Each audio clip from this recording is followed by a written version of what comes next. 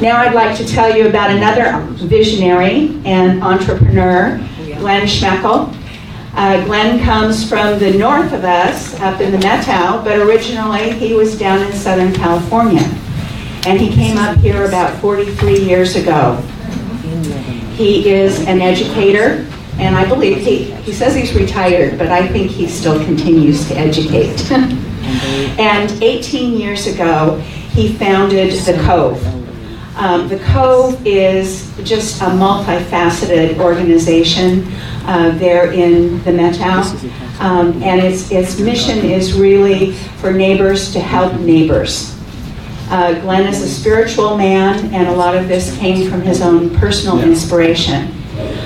He taught 4th grade, so he's a brave man.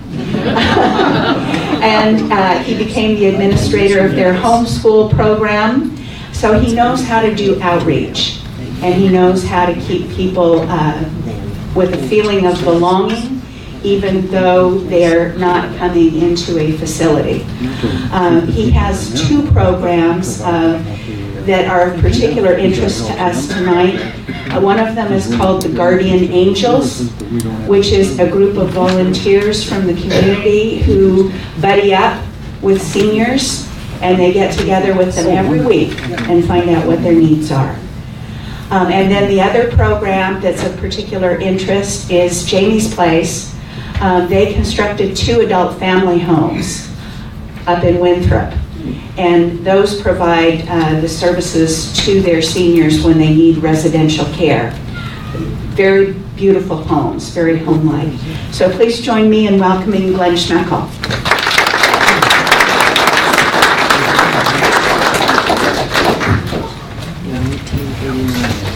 There must be some reason why I was supposed to be after John, but I haven't figured that out yet. If you figure, hey, what was this guy? He came up here. Anyway, thank you for inviting me. They 2 months ago or so, Amanda and Kathy Miller came up to the Methow and said, would you like to come down and share, and different, I can tell, different than these 2 that plan ahead. I said, hey, 2 months from now, who knows what's going on? And I'll say yes, it'll be on the agenda. And then later, I said, what am I going to do down there? Can you tell me what we do? Okay, Methow Valley, we think that we're the center of the world, the Methow Valley. So I'm surprised when I come down here and Chelan thinks they're the center of the world, and Leavenworth, you know. But we, as we all care about our community, I'm just going to share a little bit about that and what's been going on. I have this little saying, judge each day not by the harvest, but by the seeds you plant. And that was kind of my inspiration from above, if you want to say that way. Go plant some seeds and do something. Make your community a better place. And so, in fact, the question was, have you planted any seed that'll grow up into the harvest, or are you just wishing and hoping and thinking and dreaming or even praying about this? Have you planted any seeds that'll grow up into the harvest? So that's where we came in, went into the community and said, what are the needs that are there? There wasn't a food bank. We started a food bank 18 years ago, called it The Cove, which is a shelter. And I went to the first meeting, Okanagan County Food Banks. There were 7 of us there, and they said, oh, you're starting out. I says, well, if you're paying rent, and you're paying money every month, you'll be out of business in 6 months. I said, well, thanks for the good news. You know? Well, that was 18 years ago. We own 2 buildings now in beautiful downtown Twist, and we have plenty of money in the bank, and we have 7 different ministries that have come forth from that. And I wanted, anyway, so I don't go back and say, hey, we're still here, but the idea was that some of the food banks, they always say, I don't have any money and nothing's going on and nobody cares. Well, that's because you haven't asked, and you haven't gotten out there, and you haven't shown the people out in the community what you're here about. I have a quote that I stole from somebody. I've used it so much now I consider it mine. Actually, it was the first greenhouse. Greenhouse is part of the Eden alternative philosophy of of care, and the greenhouse is a small home, 6 to 10 people in this greenhouse concept. And the first one was in Mississippi, and this fella, he said, show me a community where they care and honor and serve their elders, and I'll show you a good place to live. That's been important to me because we want our communities to be a good place to live. And people have said, now here's not only the facts of, in the Met-How, the fact is that 50% of the people living in the Met-How are over 50 years old, 50%. And so all the facts come along. This is what's happening now. We started first with a guardian angel program. I'll quickly go over that. We had a fellow that came into the food bank, and our food bank's a little different. We're smaller, so rather than just coming in and get a bag of food and go out the door, you come in and stay for a while. We have a meal. We actually have interviews. You come and sit down and talk to somebody, and we say, how you doing? How many in your family? We ask the normal questions, then we'll walk them through and get the food. And any other way besides food we can help you. We have clothes and all sorts of different things that have developed, not planned, just happened. Somebody comes in and says, here, you want this? Yes, we'll take it. And that's our new ministry. So as the guardian angels came along, because this fellow, his name was Tom, and he used to come into the food bank on a weekly basis. He lived in low-income housing, and he was a Korean War vet. And one of the days, he didn't come in. And so we said, well, anybody seen Tom? No, nobody's seen Tom. And since we kind of keep track of the people, our neighbors in need, we see that, we actually went over and sent somebody over and knocked on the door. Nobody answered, and we went and got the police, and they broke the door down, and he passed away several days ago. And that gave us the idea, we can't let our seniors be in a position like this, that they have no contact, no family, no support. So what can we do about it? We started what we call the guardian angels, and now we have 25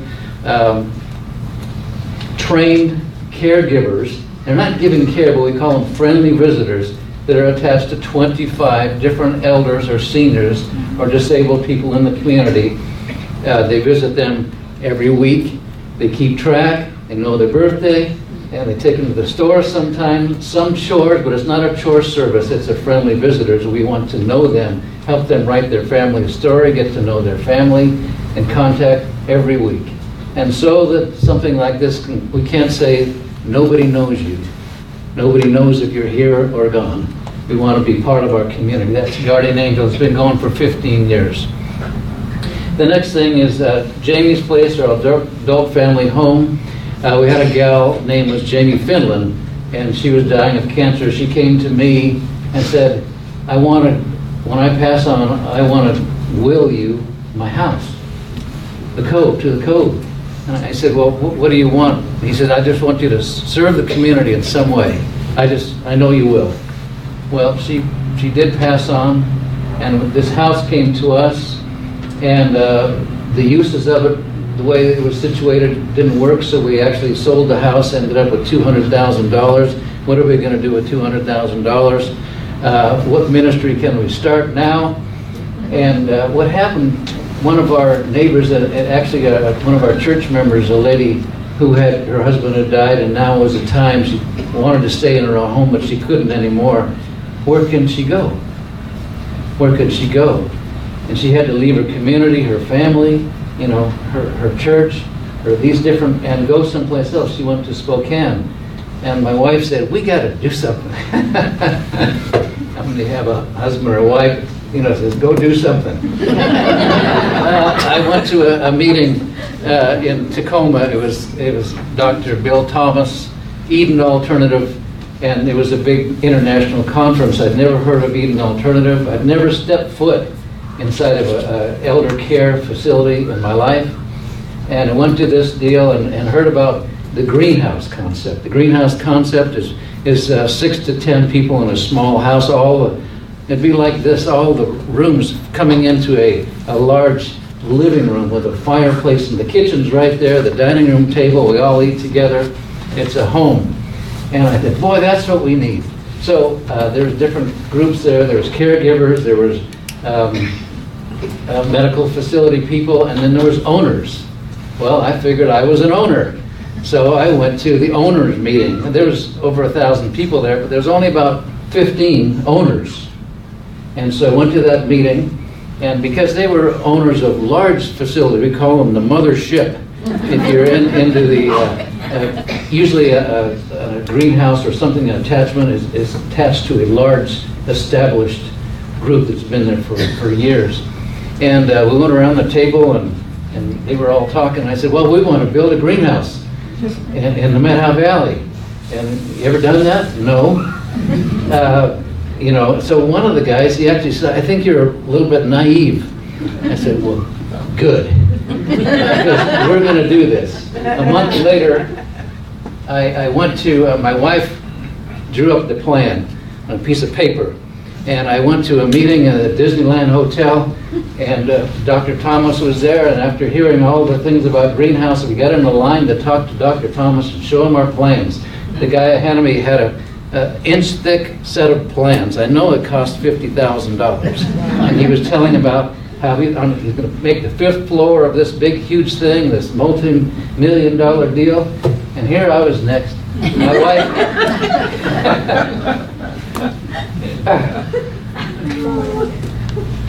just drew up the plans, and I'm sorry, said this is what we want to do. He said, this is Dr. Thomas, he said, this is what we want. And I didn't, I'm not trying to brag this other thing, he said, this is what we want. Little things right here, so go back and we're going to let you start a greenhouse. We're the first greenhouse in the state of Washington, and we're going to do it free. It usually costs tens of thousands of dollars to be involved in that, and a monthly fee. We never paid them a cent. We just did it, and we started off. I went back and said, gosh, I found out, well, actually, when we decided on the adult family home, we had a meeting with our board. I said, I want all the facts. There's assisted living, there's a nursing home, there's adult family home, and just show me all the requirements. And they were stacks of papers. And the adult family home had the littlest stack. That's what we're going to do. And then I found out in order to manage this and get the license, you had to be actually a year experience. I'd never stepped foot in a place, so I said, well, I'd already retired from teaching by then. I said, I'm going to go down to Wenatchee and volunteer for a year to do this. And then I thought, that's the dumbest thing in the world. I got to find somebody else. So we sold the house for $200,000. We had that money. I went to a friend of mine who was a nurse, a gal who worked with seniors, and I said, I'm going to build a facility and in 6 months. And in that 6 months, I'm going to pay you. And by the time we move in, which will be the first of the year, 2007, I'd like you to have all of the paperwork done.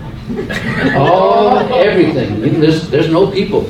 You got 6 months to do this. And when we meet together, do you want to do it? She quit her job. She says, this is fantastic. Oh my God. You know, she was working for the county. I want to do it. And so what I did, we went, I once again stole some information, cut and pasted the DVD and put it together, and about the plan about honoring. It was called Thou Shalt Honor. And there was other things that were going on in our community, how to honor our adults and make it a good place for our seniors. I went to an architect, I went to a plumber, an electrician, and I went to my wife and I went to their house, showed the DVD, and almost every time before we finished, they said, I'm in, count me in. What does that mean? That means the architect says, I'm going to discount my charges 50%. The plumber says, I'm going to give you you pay for the materials and I'll do 100% of the labor. So we began to move out on this deal, and I was the builder. I never built anything. Okay, it's 3,000 square feet, 6 bedrooms, 7 bathrooms, but I had all these good people. And because you can get a permit, you don't have to be a builder, you can be an owner builder. I was the owner builder. but I had all the people. We started going in that. We moved in 6 months. We came in, I had the fireplace going, the people coming in. We had a waiting list, everybody trying to get in. It was a wonderful experience for that thing. That was, now in January, that'll be 10 years. I have since the Cove, the food bank, has these 7 other ministries that we're doing. We had them get their own 501c3, so they're established now. And we actually, the $200,000 that we got at the beginning to do all this, we gave to this new group. Here's our $200,000, because our philosophy was, if you don't give, you don't receive. If you don't, even in the food bank, if you don't take in the food and the vegetables in the back door and give it out the front every week, then you're at what we call the Dead Sea. You have no outlet. You're stagnant. So just start giving. Just start giving. That was the idea. Now I'm the chairman of the board, but the only thing I really do is to once in a while go back in there and say these same things. Show me a community that honors and cares and serves the elders, and I'll show you a good place to live. That's what we've done moving forward. And thank you for having me down here. We don't know what the next step is to come along, but we wait eagerly for that. Thank you.